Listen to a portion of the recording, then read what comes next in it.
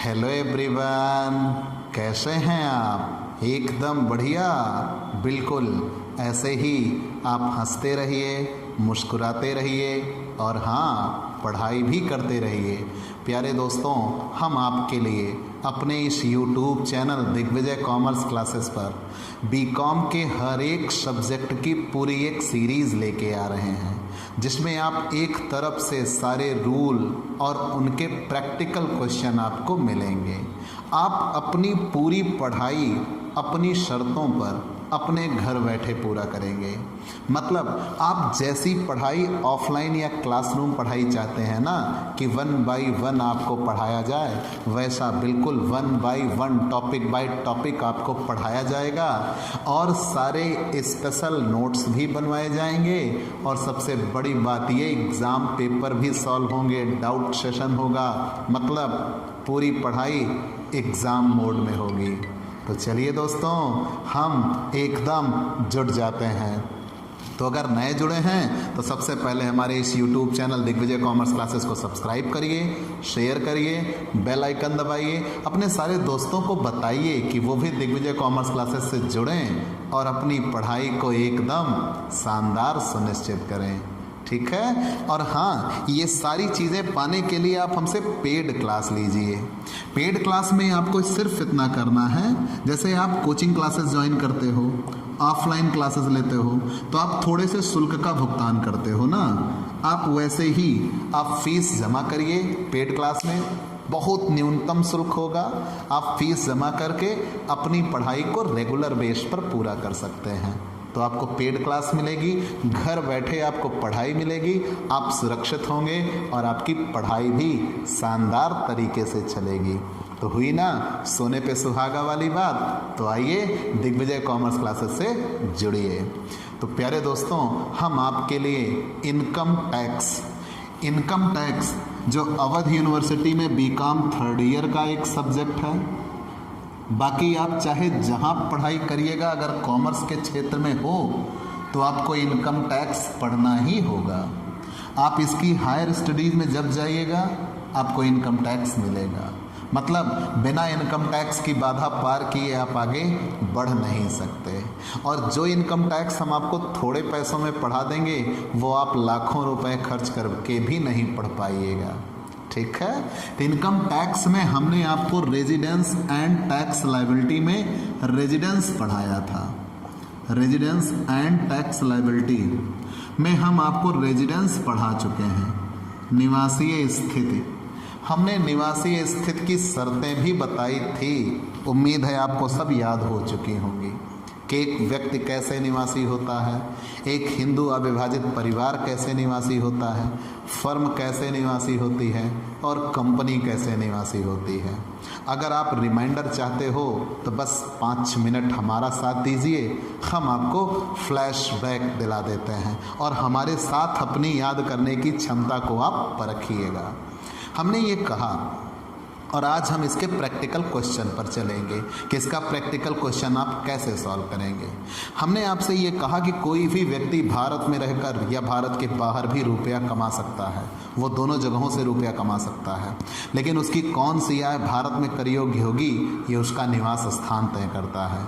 मतलब एक व्यक्ति को उसकी कितनी आय पर भारत में कर देना होगा, ये निवास स्थान बताता है।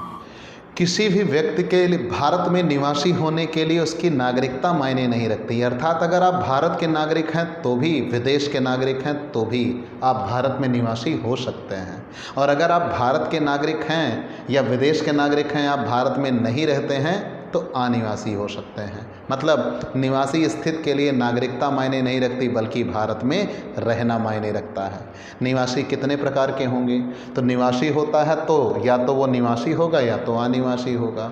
और निवासी होने के बाद या तो हम साधारण निवासी होंगे या असाधारण निवासी होंगे, ये हम आपको बता चुके हैं। लेकिन आपको विभिन्न करदाताओं का निवास स्थान जानना है। तो एक व्यक्ति कैसे निवासी होता है, मतलब एक मनुष्य, ह्यूमन बीइंग, मानव जाति, प्राणी मात्र कैसे निवासी होगा। तो सबसे पहले उसके लिए 2 आधारभूत शर्तें हैं, 2 बेस कंडीशन। 2 आधारभूत शर्तों में से किसी एक को पूरा कर दे तो निवासी, और अगर कहीं वो व्यक्ति दोनों आधारभूत शर्तों की पूर्ति नहीं करता तो अनिवासी। अब ये दो आधारभूत शर्तें क्या हैं? पहली आधारभूत शर्त, वह व्यक्ति गत वर्ष में भारत में कुल मिलाकर कम से कम 182 दिन रहा हो। दूसरी आधारभूत शर्त, वह व्यक्ति गत वर्ष में 60 दिन और गत वर्ष से पूर्व के 4 वर्षों में 365 दिन या उससे अधिक भारत में रहा हो। इन दो आधारभूत शर्तों में से किसी एक की पूर्ति हो जाए, हो गए निवासी। लेकिन ये जो दूसरी आधारभूत शर्त है ये हमेशा नहीं लागू होती। दो अपवाद हैं। अगर वो दो अपवाद लागू हो गए तो केवल एक शर्त देखी जाएगी, दूसरी शर्त नहीं देखी जाएगी। दो अपवाद क्या हैं? पहला अपवाद, जब कोई भारतीय नागरिक भारत से बाहर जाता है रोजगार के लिए या समुद्री जहाज के बेड़े के सदस्य के रूप में, तब वहाँ पहली शर्त पूरा करना आवश्यक है, दूसरी शर्त नहीं देखी जाएगी। और जब कोई भारतीय नागरिक या भारतीय मूल का व्यक्ति जो विदेश रह रहा है भारत में भ्रमण पर आता है, और भारतीय मूल के व्यक्ति किसे कहते हैं? जिनके माता पिता दादी दादा में से कोई एक अविभाजित भारत का पैदा हुआ हो। तो अगर वो भारतीय नागरिक हो या भारतीय मूल का व्यक्ति है जो विदेश में रह रहा है, गत वर्ष में भारत भ्रमण पर आता है, तो उसके लिए भी पहली शर्त देखी जाएगी, दूसरी शर्त नहीं देखी जाएगी। अर्थात ये दो अपवाद लागू हुए तो निवासी होने के लिए केवल एक शर्त होगी, नहीं तो हमेशा कितनी शर्तें होंगी? दो। तो दोनों आधारभूत शर्तों में से अगर किसी एक की पूर्ति कर दिया तो निवासी, और अगर दोनों की पूर्ति नहीं हुई तो अनिवासी। और अगर निवासी हो गया तो श्रेणी या की दो अतिरिक्त शर्तें मिलती हैं। अब वो दो अतिरिक्त शर्तें अगर दोनों की पूर्ति होती है तो वो व्यक्ति साधारण निवासी हो जाता है। और अगर दोनों में से किसी एक की पूर्ति हो, और अर्थात दोनों की पूर्ति ना हो, आप ऐसा कह सकते हो किसी एक या जब दोनों की पूर्ति ना हो तो वो व्यक्ति क्या हो जाएगा? असाधारण निवासी हो जाएगा। ये दो अतिरिक्त शर्तें क्या हैं? वह व्यक्ति गत वर्ष से पूर्व के 10 वर्षों में 2 वर्ष भारत में निवासी के रूप में रहा हो। मतलब गत वर्ष से पूर्व के 10 वर्षों में किसी भी 2 वर्ष 2 आधार शर्तों को पूरा करे, दो में से किसी एक आधार शर्त को पूरा कर दे। या दूसरी है, वह व्यक्ति गत वर्ष से पूर्व के 7 वर्षों में 730 दिन या उससे अधिक भारत में रहा हो। तो अगर इन दोनों अतिरिक्त शर्तों की पूर्ति होती है तो वह व्यक्ति साधारण निवासी होगा, नहीं तो असाधारण निवासी होगा। एक हिंदू अविभाजित परिवार के लिए नियम क्या है? हिंदू अविभाजित परिवार का प्रबंध एवं नियंत्रण देखते हैं। अगर परिवार का मैनेजमेंट एंड कंट्रोल इंडिया में है, चाहे फुल्ली या पार्शली, मतलब प्रबंध एवं नियंत्रण पूर्ण रूप से या आंशिक रूप से भारत में है, चाहे पूरा चाहे थोड़ा, प्रबंध एवं नियंत्रण भारत में होना चाहिए, तो वो परिवार निवासी। और अगर उसका प्रबंध एवं नियंत्रण पूरी तरह से भारत के बाहर है तो वो परिवार क्या हो जाएगा? अनिवासी। और कोई भी परिवार अगर निवासी होता है तो उसके परिवार के मुखिया द्वारा श्रेणी या की दोनों अतिरिक्त शर्तें पूरी की जाएं। वही परिवार का मुखिया स्वयं गत वर्ष से पूर्व के 10 वर्षों में 2 वर्ष भारत में निवासी बन के रहे, और गत वर्ष से पूर्व के 7 वर्षों में 730 दिन या उससे अधिक भारत में रहे, तो वो परिवार भारत में साधारण निवासी होगा, अन्यथा वो परिवार भारत में असाधारण निवासी होगा। फर्म के लिए नियम क्या है? फर्म के लिए भी नियम है प्रबंध एवं नियंत्रण। यदि उस फर्म का प्रबंध एवं नियंत्रण भारत में है, चाहे पूरा चाहे थोड़ा, पूर्ण या आंशिक रूप से प्रबंध एवं नियंत्रण भारत में है, तो फर्म भारत में निवासी होगी। और प्रबंध एवं नियंत्रण यदि फर्म का भारत के बाहर है तो फर्म भारत में अनिवासी होगी। ध्यान रहे, फर्में निवासी होने के बाद सीधे साधारण निवासी होती हैं, क्योंकि कोई भी फर्म कभी भी असाधारण निवासी नहीं हो सकती। कोई शर्त नहीं देखी जाएगी, डायरेक्ट अगर निवासी हुई तो सीधे साधारण निवासी बोल देने का, असाधारण निवासी कभी भी नहीं होती। सबसे बड़ी बात, जो नियम फर्म का है वही व्यक्तियों का संघ, व्यक्तियों का समूह, कृत्रिम न्यायिक संस्था और स्थानीय सत्ता के लिए भी वही नियम अप्लाई होंगे। ठीक है। Body of individual, artificial of judiciary person, AOP association of person and body of individual, artificial judiciary person and locality, सबके लिए वही rule same as same applied होंगे जो फर्म के हैं। कंपनी, एक फर्म कंपनी कैसे रेजिडेंस होती है? यदि वो इंडियन कंपनी है तो इंडियन कंपनी मतलब इंडियन कंपनीज एक्ट 1956 या इंडियन कंपनीज एक्ट 2013 के अकॉर्डिंग अगर वो रजिस्टर्ड है इंडिया में, मतलब कोई ऐसी कंपनी जो भारतीय कंपनी अधिनियम 2013 या भारतीय कंपनी अधिनियम 1956 के अंतर्गत रजिस्टर्ड है, तो वो भारतीय कंपनी होगी। व्यापार कहीं भी करती हो डजंट केयर, बस उसका रजिस्ट्रेशन भारत में हो तो वो भारतीय कंपनी है, और अगर कोई भारतीय कंपनी है तो निवासी होगी, ठीक है। और अगर उसका प्रबंध एवं नियंत्रण भारत में हो तो फिर उसका प्रभावी प्रबंध एवं नियंत्रण भारत में होना चाहिए। प्रभावी मतलब ऐसा नियंत्रण जो पूरी तरह से उसके नियमों को बदलने की क्षमता रखता हो, तो लगभग 100% की बात की जाती है। अगर उसका प्रभावपूर्ण नियंत्रण भारत में है तब फिर वो कंपनी भारत में निवासी होगी। तो अनिवासी कंपनियां कौन होंगी? जो विदेशी कंपनी है वो अनिवासी होगी, और जिसका प्रभावी प्रबंध एवं नियंत्रण भारत के बाहर है वो अनिवासी होगी। और कंपनी भी निवासी होने के बाद सीधे साधारण निवासी बनती है, कोई नियम नहीं देखा जाता, क्योंकि कंपनी भी कभी असाधारण निवासी नहीं होती। ये सारे नियम हम आपको पढ़ा चुके हैं, चंद मिनट में हमने आपको फिर से दोहरा दिया। और आप कितने नियम याद रख सकते हैं, आपके दिमाग की ये क्षमता थी। ये यहीं तक इस पाठ का थ्योरी लेवल है। अब यहीं से इस पाठ का न्यूमेरिकल पोर्शन शुरू होगा। अगर थ्योरी आता है तो इतना ही आएगा कि निवास स्थान से आप क्या समझते हैं, विभिन्न करदाताओं का निवास स्थान बताइए। तो जितना मैंने अभी आपको बताया उतना ही आपको एक्सप्लेन करना होगा, ठीक है। अब मान लीजिए न्यूमेरिकल आ गया तो कैसे हल करेंगे। तो चलिए हम आप न्यूमेरिकल की ओर चलते हैं। यहाँ कुछ ऐसे भी टॉपिक दिए हैं, पहले तो छोटे छोटे टॉपिक हैं। इलस्ट्रेशन फर्स्ट हम देख लेते हैं, अगर क्वेश्चन में कुछ विशेष होता है तो, ठीक है। नहीं, क्वेश्चन में भी तो कुछ विशेष नहीं ही है क्वेश्चन ही लगा देते हैं अगर ऐसी बात है तो। कुछ क्वेश्चन हैं, चलिए हम क्वेश्चन ही लगा देते हैं, क्या एग्जाम्पल लगाना। अब अगर इसके चूँकि हम सारे रूल पढ़ा ही चुके हैं तो हम क्वेश्चन लगा देते हैं, ठीक है, कोई दिक्कत नहीं बनती। आप एक तरफ से जानते रहिएगा। देखिएगा क्वेश्चन में क्या दिया हुआ है। अब चूँकि कई सारे क्वेश्चन हैं, 8, 9, 10 तक है, चलिए 10 क्वेश्चन हैं, हम लगाते हैं। आपके लिए बेहतर टॉपिक्स होंगे, जहाँ बेहतर चीज़ें मिलेंगी हम आपको ज़रूर इंडिकेट कर देंगे। अब क्वेश्चन में ये कहा गया है कि निम्न दशाओं में कर निर्धारण वर्ष 2020-21 के लिए, आपको मैंने शुरू से बताया है, इस पूरे सत्र में आपको 2 चीज़ें याद रखनी है। क्या? कर निर्धारण वर्ष वर्तमान में 2020-21 है और गत वर्ष क्या है 2019-20। तो कह रहे हैं निम्न दशाओं में कर निर्धारण वर्ष 2020-21 के लिए करदाताओं की निवासीय स्थिति बताइए। अजय एक भारतीय नागरिक है। चलिए 18 अप्रैल 2019 को ईरान गया और वित्तीय वर्ष 2019-20 के अंत तक भारत वापस नहीं आ सका। तो कोई अजय नाम का व्यक्ति है। अजय 18 अप्रैल 2019 को ईरान चले गए।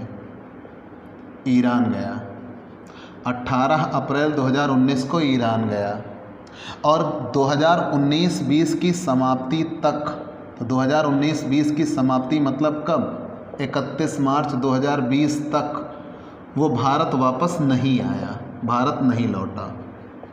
ध्यान देना बेटा, क्या कहा गया है? कोई मिस्टर अजय नाम का व्यक्ति है, भारतीय नागरिक है, इंडियन सिटीजन, भारतीय नागरिक, मतलब इसके पहले वो भारत में ही था, इसके पहले वो भारत में था, ठीक है। तो क्वेश्चन में ये कहा गया है अजय भारतीय नागरिक है, 18 अप्रैल 2019 को ईरान चला गया। 18 अप्रैल 2019 को जब ईरान गया तो 2019-20 के समाप्त होने तक अभी वो भारत नहीं लौटा है। निवासी स्थिति बताइए। तो कैसे निकालेंगे? सबसे पहले इनका स्टेटस बताइए, क्या है ये?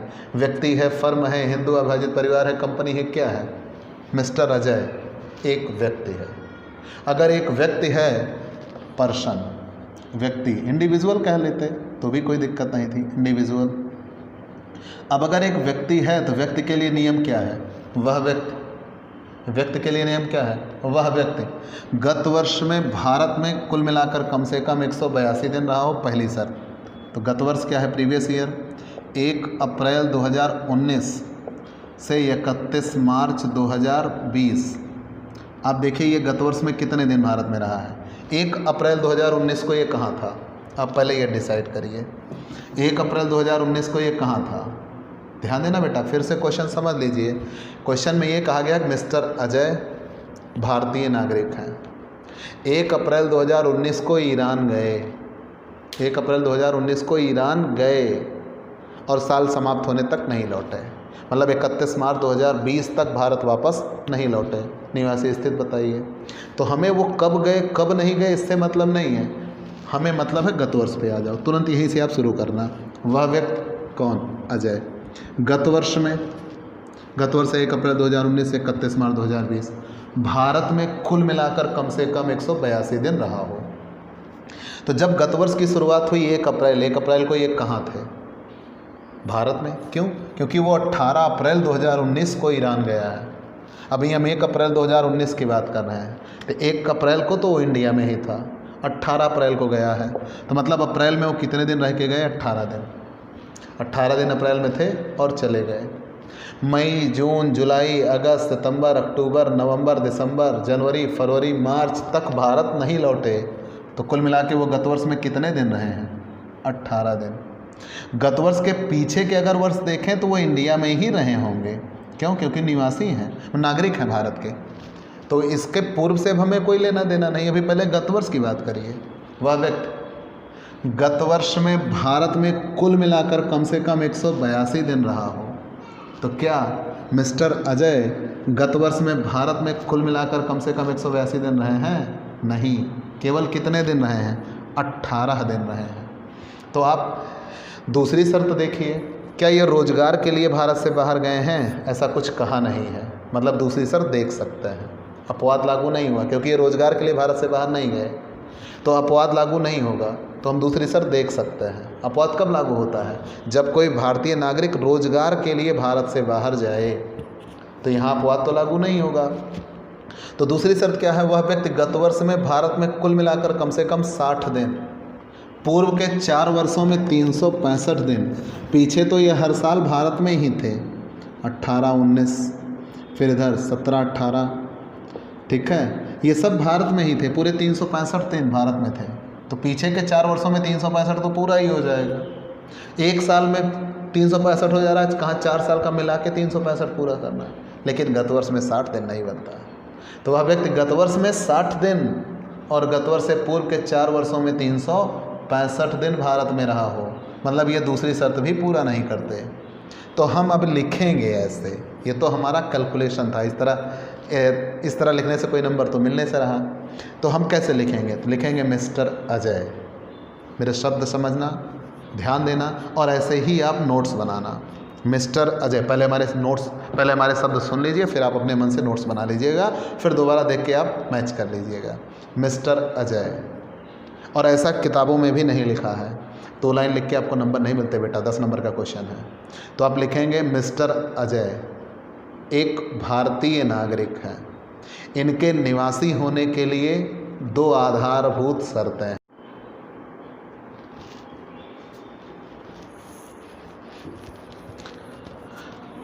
आप लिखेंगे मिस्टर अजय भारतीय नागरिक हैं, इनके निवासी होने के लिए 2 आधारभूत शर्तों में से किसी एक की पूर्ति करना आवश्यक है। पहली आधारभूत शर्त या प्रथम आधारभूत शर्त के अनुसार मिस्टर अजय भारत में कुल मिलाकर कम से कम 182 दिन रहे हों, तब वो निवासी होंगे। लेकिन मिस्टर अजय गत वर्ष 1 अप्रैल 2019 से 31 मार्च 2020 में भारत में केवल 18 दिन रहे हैं, जो कि 182 दिन से कम है, अतः ये पहली आधारभूत शर्त की पूर्ति नहीं करते। फिर से ध्यान दे लो बेटा, मैंने क्या कहा, कैसे आप लिखिएगा। मैंने ये कहा, ये लिखने का तरीका ही आपको नंबर दिलाएगा, ठीक है। ऐसे ही क्वेश्चन आएंगे और ये एग्ज़ाम में आता रहा है क्वेश्चन। मिस्टर अजय एक भारतीय नागरिक है, इनके निवासी होने के लिए 2 आधारभूत शर्तें हैं, जिनमें से किसी एक की पूर्ति करना आवश्यक है। और मिस्टर अजय प्रथम आधारभूत शर्त के अनुसार मिस्टर अजय गत वर्ष में भारत में कुल मिलाकर कम से कम 182 दिन रहे हों, लेकिन मिस्टर अजय गत वर्ष में तुरंत 2019-20 में भारत में कुल मिलाकर केवल 18 दिन ही रहे हैं, जो कि 182 दिन से कम है, अतः ये पहली आधारभूत शर्त की पूर्ति नहीं करते। द्वितीय आधारभूत शर्त, मिस्टर अजय गत वर्ष में भारत से बाहर गए हैं, भारतीय नागरिक भी हैं, लेकिन ये रोजगार के लिए भारत से बाहर नहीं गए, इसलिए हम द्वितीय आधारभूत शर्त देख सकते हैं।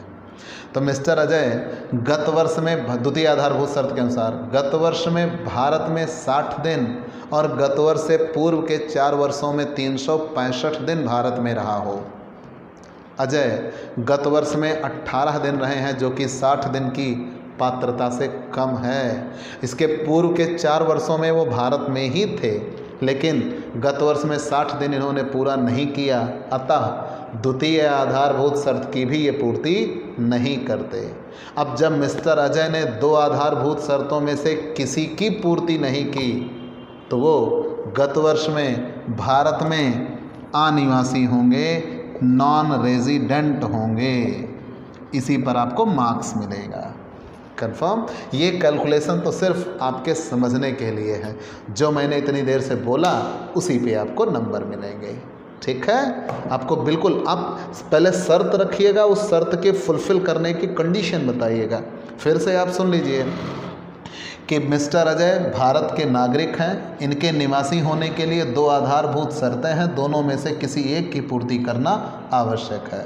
और मिस्टर अजय प्रथम आधारभूत शर्त के अनुसार गत वर्ष में भारत में कुल मिलाकर कम से कम 182 दिन रहे हों, जिसमें से मिस्टर अजय भारत में केवल 18 दिन ही रहे हैं, इसलिए प्रथम आधारभूत शर्त की पूर्ति नहीं करते।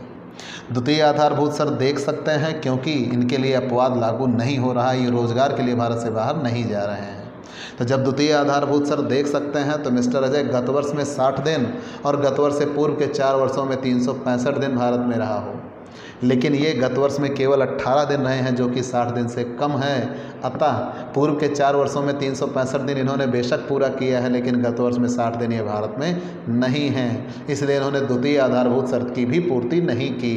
तो जब दोनों आधारभूत शर्तों की पूर्ति नहीं की, इसलिए क्या बन गए? अनिवासी।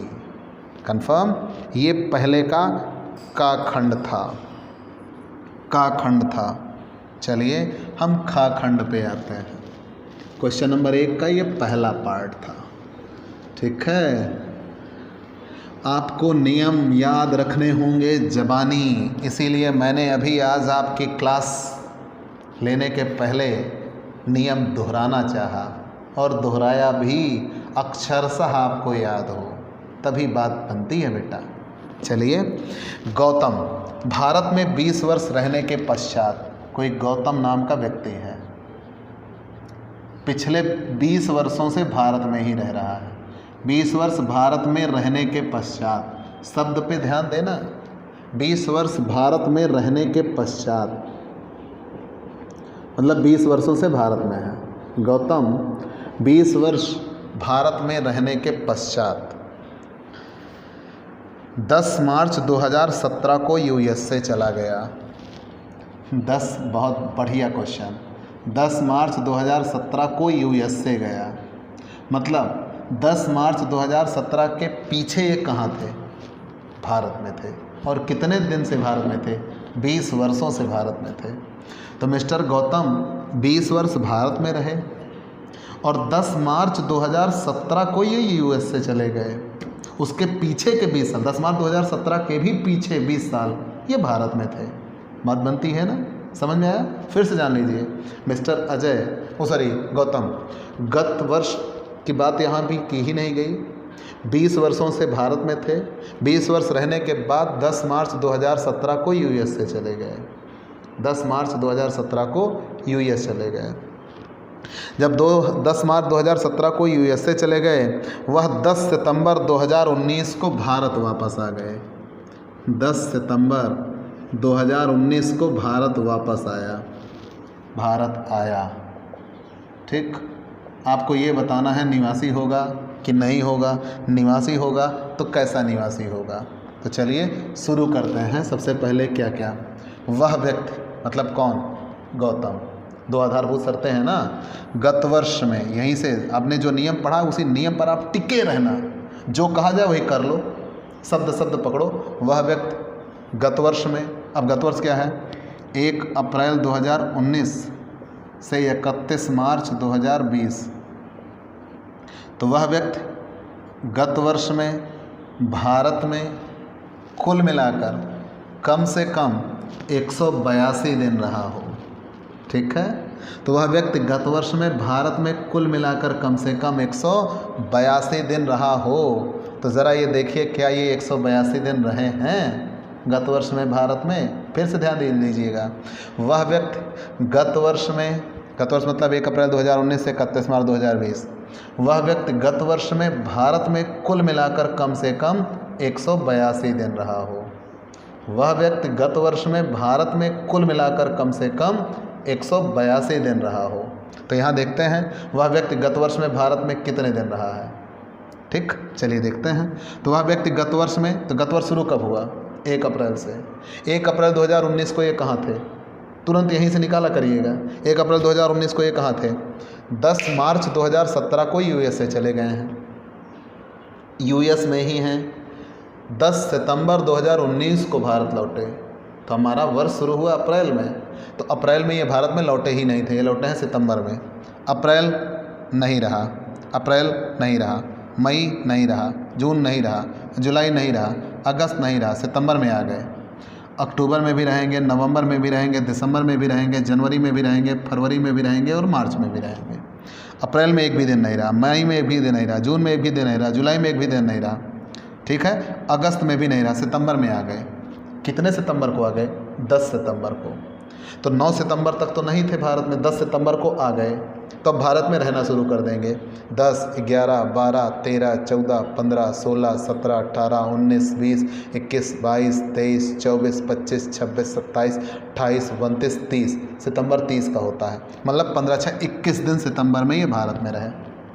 अक्टूबर में भारत में रहे पूरे 31 दिन, नवंबर में भारत में रहे पूरे 30 दिन, दिसंबर में भारत में रहे पूरे 31 दिन, जनवरी में भारत में रहे पूरे 31 दिन, फरवरी में भारत में रहे 29 दिन।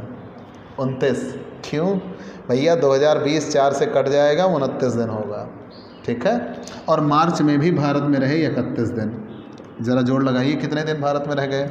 2, 3, 5, 3, 8, 3, 11, 3, 14, 2, 16, 3, 19, 190, 1, 1, 2, 1, 3, 1, 4, 4, 13, 13, 1, 14, 204 दिन भारत में रहा है। कितने दिन? 204 दिन। तो आपको नियम क्या बनता है? वह व्यक्ति गत वर्ष में भारत में कुल मिलाकर कम से कम 182 दिन रहा हो, और ये गत वर्ष में भारत में कुल मिलाकर कितने दिन रहे हैं? 204। तो तुरंत आप बताइएगा मिस्टर गौतम, गत वर्ष में भारत में 10 सितंबर 2019 से लेकर 31 मार्च 2004 तक भारत में रहे हैं, जो कि पूरे 204 दिन हैं, जो कि 182 दिन से अधिक हैं। अतः ये भारत में निवासी होंगे, क्योंकि इन्होंने दो आधारभूत शर्तों में से पहली की पूर्ति कर दी। अब ये हो गए रेजिडेंट। मुद्दा ये बना कि अब ये किस प्रकार के निवासी हैं। अब दूसरी शर्त नहीं देखी जाएगी, पहली पूरी हो गई, ख़त्म, फिर दूसरी नहीं देखी जाएगी। अब अपवाद से भी कोई मतलब नहीं है। जब पहली ही शर्त पूरी हो जाती है तो हम 2 अपवाद नहीं देखते, दूसरी शर्त नहीं देखते, वहीं पे ख़त्म। अगर पहली शर्त नहीं पूरी होती है तो पहले 2 अपवाद देखते हैं, फिर दूसरी शर्त देखते हैं। ये मैं बता चुका हूँ आपको। तो यहाँ पे मिस्टर गौतम ने पहली ही शर्त की पूर्ति कर दी है, इसलिए यहीं पे चीज़ें समाप्त हो गई। ठीक है, अब हम आगे बढ़ गए। अब हम आगे जब बढ़ गए तो क्या वो साधारण निवासी होंगे? क्या साधारण निवासी होंगे? तो श्रेणी आ की 2 अतिरिक्त शर्तें। कौन कौन सी? वह व्यक्ति गत वर्ष से पूर्व के 10 वर्षों में, चलो पीछे के 10 वर्ष चलते हैं, 1 अप्रैल 2018 से 31 मार्च 2019, 1 अप्रैल 2017 से 31 मार्च 2018, ऐसे ही 2016 से 31 मार्च 2017, ऐसे ही चलता रहेगा। 1 अप्रैल 2016, 1 अप्रैल 2015 से 31 मार्च 2016, 1 अप्रैल 2014 से 31 मार्च 2015, 1 अप्रैल 2013 से 31 मार्च 14, 1 अप्रैल 12 से 31 मार्च 2013, 1 अप्रैल 11 से 31 मार्च 2012, फिर 1 अप्रैल 2010 से 31 मार्च 2011, 1 अप्रैल 2009 से 31 मार्च 2010। 1 2 3 4 5 6 7 8 9 10। वह व्यक्ति गत वर्ष से पूर्व के 10 वर्षों में 2 वर्ष भारत में निवासी के रूप में रहा हो। 2018-19 में ये कहाँ थे? 10 मार्च 2017 को यूएसए चले गए हैं। जब 10 मार्च 2017 को चले गए, 10 मार्च 2017 कहाँ आएगा ज़रा देखिए। इधर ये पूरा भारत में थे क्योंकि पिछले 20 वर्षों से भारत में ही थे। 10-11 में भी ये भारत में थे, 11-12 में भी ये भारत में थे पूरे 365 दिन, 12-13 में भी ये भारत में थे, 13-14 में भी भारत में थे, 14-15 में भी भारत में थे पूरे 365 दिन, 15-16 में भी भारत में थे। ये 1 अप्रैल 2016 है और ये 31 मार्च 2017 यहीं 10 मार्च को चला गया है, तो 2017 का मार्च यहीं तो आएगा। ध्यान देना, यहाँ भी 2017 लिखा है, तो जो इधर लिखा होता है वो अप्रैल से दिसंबर तक होता है और जो इधर लिखा होता है वो जनवरी फरवरी मार्च होता है। तो 10 मार्च 2017 को चले गए मतलब यहीं चले गए, 10 मार्च को चले गए तो 10 तक तो वो भारत में थे। मार्च में कितने दिन होते हैं? 31। तो जब 10 मार्च को वो चले गए तो 31 दिन में से अब अगले 21 दिन वो भारत में नहीं होंगे और पूरे साल में दिन होते हैं 365। जब 21 दिन वो छोड़कर चले गए तो मतलब केवल कितने दिन रह के गए? 344 दिन भारत में रह के गए। अगले साल वो एक भी दिन भारत में नहीं रहे, उसके अगले साल एक भी दिन भारत में नहीं रहे, अब इस साल लौटे। तो नियम यह है, वह व्यक्ति गत वर्ष से पूर्व के 10 वर्षों में 2 वर्ष भारत में निवासी के रूप में रहा हो। ये गत वर्ष से पूर्व के 10 वर्षों में से पहले 2 साल तो नहीं, बाकी प्रत्येक 8 वर्ष ये भारत में निवासी रहा है। दूसरी शर्त, तो पहली शर्त पूरी हो गई ना, वह व्यक्ति गत वर्ष से पूर्व के 10 वर्षों में 2 वर्ष निवासी रहा हो। इधर इधर इधर ये सभी वर्षों में निवासी है, केवल इन्हीं 2 वर्षों में निवासी नहीं है। और दूसरी शर्त कहती है, वह व्यक्ति गत वर्ष से पूर्व के 7 वर्षों में 730 दिन या उससे अधिक भारत में रहा हो। तो इन 7 वर्षों का जोड़ लगा लेंगे, 1 2 3 4 5 300 1500 4 6 10 6 16 6 22 6 28 280 1780 5 5 10 5 15 5 20 4 24 1804 दिन भारत में रहा है पिछले 7 वर्षों में। 730 दिन से कम है कि ज़्यादा है? ज़्यादा है। तो इसलिए ये भारत में क्या होंगे? साधारण निवासी होंगे, क्योंकि ये दोनों अतिरिक्त शर्तों की भी पूर्ति करता है। तो ऑर्डिनरी रेजिडेंट बनेगा। कंफर्म? तो कैसे लिखिएगा? पूरी शर्तें आपने बता दी कि मिस्टर गौतम गत वर्ष में भारत में कुल मिलाकर, मिस्टर गौतम गत वर्ष में भारत में कुल मिलाकर 204 दिन रहे हैं, जो कि 182 दिन से अधिक है। अतः मिस्टर गौतम प्रथम आधारभूत शर्त की पूर्ति करते हैं। आप ऐसा लिखिएगा, मिस्टर गौतम के निवासी होने के लिए 2 आधारभूत शर्तों में से पहली आधारभूत शर्त के अनुसार मिस्टर गौतम गत वर्ष में भारत में 204 दिन रहे हैं, जो कि 182 दिन से अधिक है। अतः ये प्रथम आधारभूत शर्त की पूर्ति करते हैं, इसलिए ये निवासी होंगे। गत वर्ष में भारत में निवासी होंगे। निवासी होने के बाद अब द्वितीय आधारभूत शर्त नहीं देखी जाएगी, ठीक, क्योंकि हमें 2 में से केवल एक शर्त की पूर्ति करना आवश्यक है। निवासी हो गए। निवासी होने के बाद श्रेणी या की 2 अतिरिक्त शर्तें हैं। 2 अतिरिक्त शर्तों में वह व्यक्ति गत वर्ष से पूर्व के 10 वर्षों में किसी भी 2 वर्ष भारत में निवासी के रूप में रहा हो। ये गत वर्ष से पूर्व के 10 वर्षों में केवल 2 वर्ष 17, 18 और 18, 19 को छोड़कर प्रत्येक वर्ष भारत में 182 दिन से ज़्यादा रहे हैं। इसलिए ये 8 वर्ष निवासी रहे हैं, जो कि हमें 2 ही वर्ष निवासी होने चाहिए। और दूसरी, वह व्यक्ति गत वर्ष से पूर्व के 7 वर्षों में 730 दिन से अधिक 1804 दिन, देख लेते हैं भाई, एग्ज़ाम में कैलकुलेटर अलाउड है तो 365 365 365 365 344 1804 दिन। वह व्यक्ति गत वर्ष से पूर्व के 7 वर्षों में 730 दिन से अधिक 1804 दिन भारत में रहे अतः वो दूसरी अतिरिक्त शर्त की भी पूर्ति करते हैं। तो श्रेणी या की दोनों अतिरिक्त शर्तों की पूर्ति करने की वजह से इन्हें भारत में साधारण निवासी कहा जाएगा। कंफर्म? प्यारे दोस्तों, दिमाग हिला देगा। आप अपने नियम से हटना मत। आप गतवर्ष से शुरू करो।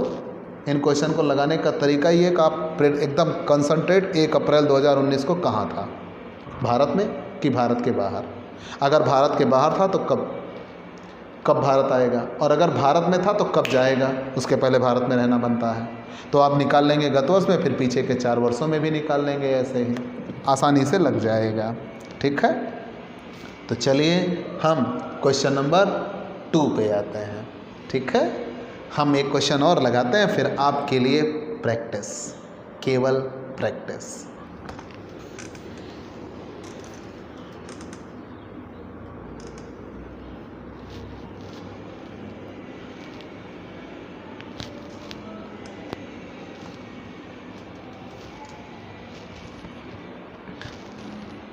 क्वेश्चन है, विदेशी खिलाड़ी mister John, foreigner,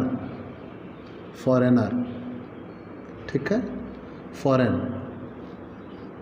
foreigner mister John, विदेशी खिलाड़ी मिस्टर जॉन 2006-07 से प्रतिवर्ष भारत में क्रिकेट खेलने के लिए 120 दिन के लिए भारत आता है। मिस्टर जॉन प्रत्येक वर्ष, कब से? 2006-07 से, 2006-07 से प्रत्येक वर्ष 120 दिन के लिए इंडिया, 120 दिन के लिए भारत आता है, 120 दिन के लिए भारत आता है हर वर्ष। ठीक है, भारत आता है और भारत में 120 दिन रहता है। कर निर्धारण वर्ष 2020-21 के लिए उसकी निवासी स्थिति क्या होगी? आप क्रिस गेल का नाम ले सकते हो, आप अन्य क्रिकेट खिलाड़ी डेविड वार्नर का नाम ले सकते हो, जैसे वो IPL खेलने के लिए भारत में आते हैं। तो ऐसे ही कहा गया है कोई मिस्टर जॉन नाम का व्यक्ति है। पिछले मतलब 2006-07 से प्रत्येक वर्ष वो भारत में 120 दिन के लिए आता है, भारत रहता है। उसकी निवासी स्थिति बताइए। मिस्टर जॉन की हमें निवासी स्थिति बतानी होगी। तो आइए, बहुत आसान क्वेश्चन बनता है। एक मिस्टर जॉन नाम का व्यक्ति है, वो हर साल, विदेशी है, ध्यान देना विदेशी है, हर साल भारत में 120 दिन के लिए आता है, मान लिया। तो पहले देखिए वह व्यक्ति, वह कौन? Mister John. गत वर्ष में, तो गत वर्ष क्या है? 1 अप्रैल 2019 से 31 मार्च 2020। तो वह व्यक्ति गत वर्ष में भारत में कुल मिलाकर कम से कम 182 दिन रहा हो। तो ये हर साल 120 दिन के लिए आता है, तो इस साल भी 120 दिन के लिए आया है। इसके पीछे चलते हैं, तो इसके पीछे 2018-19,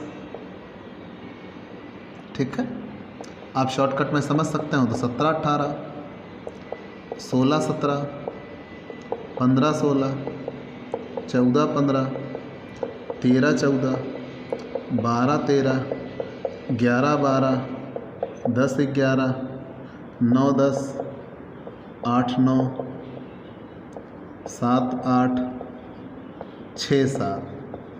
ठीक, गत वर्ष 2006-07 से प्रत्येक वर्ष 120 दिन के लिए आता है, प्रत्येक वर्ष 120 दिन के लिए आता है, हर साल 120 दिन के लिए आता है। गत वर्ष में भी 120 दिन के लिए आया है। क्या वो निवासी होगा? तो पहले आप लिखेंगे कैसे? मिस्टर जॉन एक विदेशी नागरिक हैं।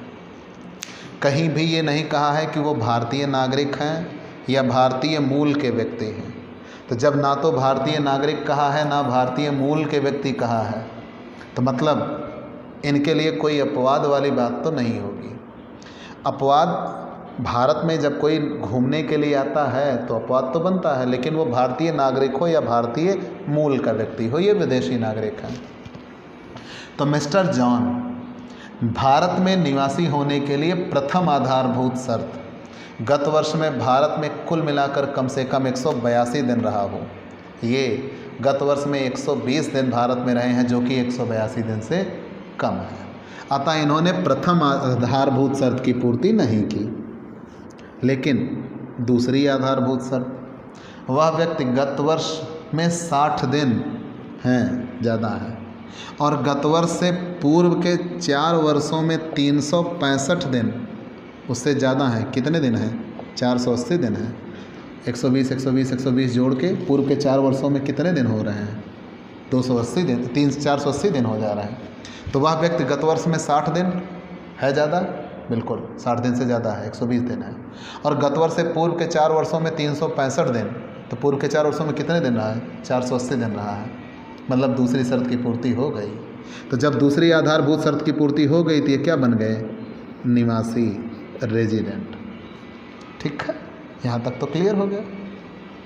अब हम आगे चलते हैं। वह व्यक्ति, निवासी तो हो गया, पहली आधारभूत शर्त की पूर्ति नहीं किया, लेकिन मिस्टर जॉन गत वर्ष में भारत में 60 दिन और गत वर्ष से पूर्व के 4 वर्षों में 365 से अधिक 480 दिन भारत में रहे हैं, इसलिए ये द्वितीय आधारभूत शर्त की पूर्ति करते हैं। अब जब ये द्वितीय आधारभूत शर्त की पूर्ति करते हैं तो निवासी होंगे। ठीक है, आप ऐसे लिखेंगे, जैसा मैं बोल रहा हूँ ऐसा लिखेंगे। इस तरीके से नंबर नहीं मिलते बेटा, ये तो कैलकुलेशन है, रफ कार्य है। तो आप ऐसे बताइएगा, मिस्टर जॉन गत वर्ष में भारत में 120 दिन रहे हैं, जो कि 182 दिन से कम है, अतः पहली आधारभूत शर्त की पूर्ति नहीं करते। फिर हम दूसरी आधारभूत शर्त कहेंगे तो बताएंगे मिस्टर जॉन विदेशी नागरिक हैं, अतः इनके लिए दूसरी आधारभूत शर्त देखी जा सकती है, ये अपवाद की संज्ञा में नहीं आएंगे।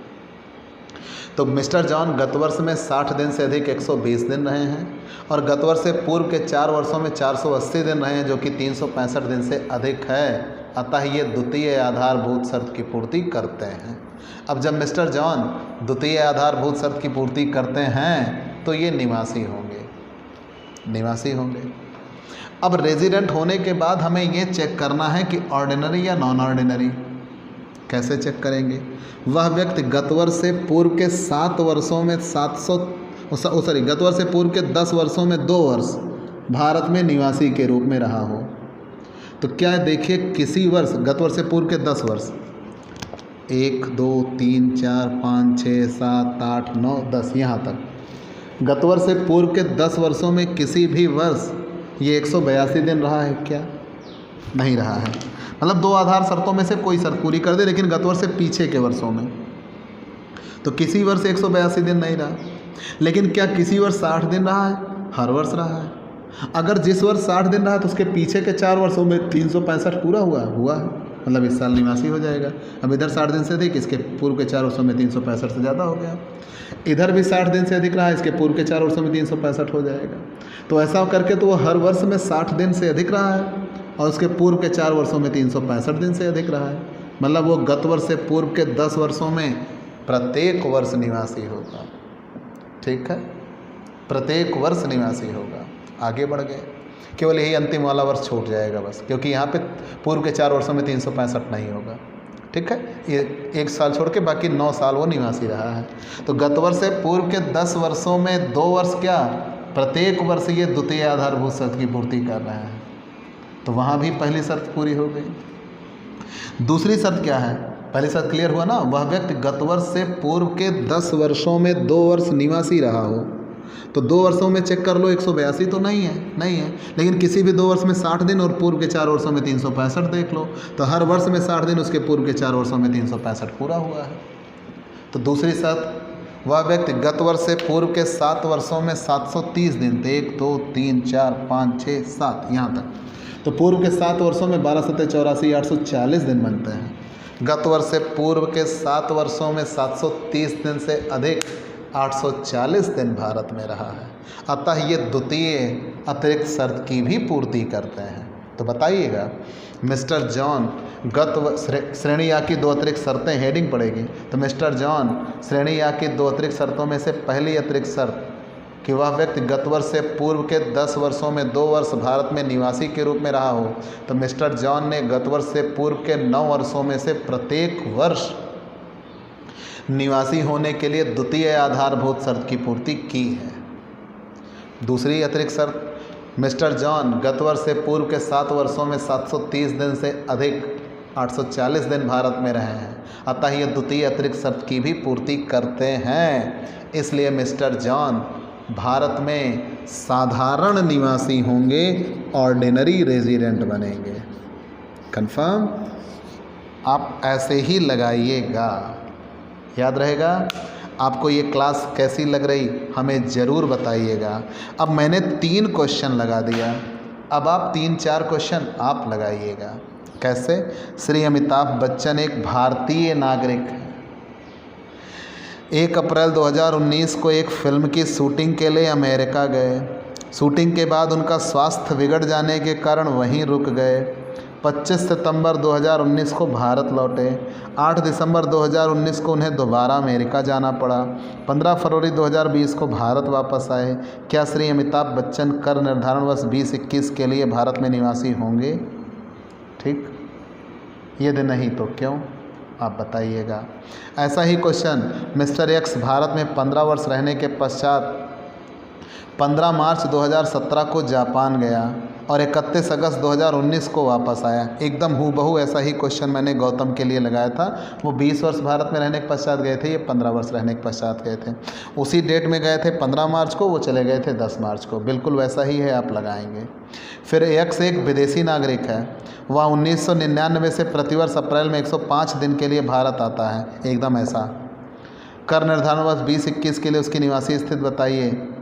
तब जब एक्स एक भारतीय मूल का नहीं है और एक्स 1939 में पूना में पैदा हुआ था, तब क्या होगा? तो दोनों बार मान के आपको उसकी स्थिति लगाना होगा। ठीक है, चलिए आप लगा लेंगे। ऐसे ही और क्वेश्चन आपको मिल जाएंगे। आप इन सारे क्वेश्चंस की प्रैक्टिस करिएगा, और प्रैक्टिस तो बाद में, पहले सारे रूल क्लियर करिएगा। ठीक है, तो आपको ये क्लास कैसी लगी हमें ज़रूर बताइएगा। अब चूँकि प्रैक्टिस आगे आपको करनी है, तो ये क्लास थोड़ी सी आपके लिए छोटी है। ठीक, आप प्रैक्टिस करिए। अगर आप फंसते हैं तो और खुशी की बात है, हम उसे दूर करेंगे। ठीक है, तो आप हमसे पेड क्लास लेना सुनिश्चित करिए। आप हमारे व्हाट्सएप नंबर 9984358237 पर व्हाट्सएप करिए, मैसेज करिए। आपको पेड क्लास की पूरी जानकारी दे दी जाएगी, जिसमें आप थोड़े से शुल्क का भुगतान करके हमसे नियमित क्लास ले सकते हैं।